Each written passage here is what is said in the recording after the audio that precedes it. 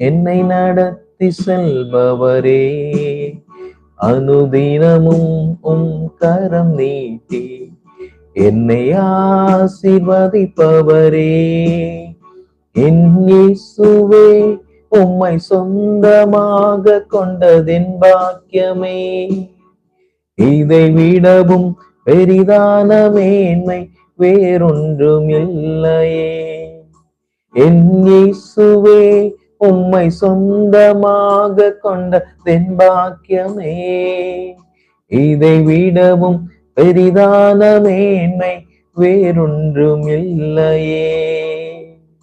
நேர்வழியாய் என்னை நடத்தினீ, நீதியின் பாதையில் நடத்தினீ.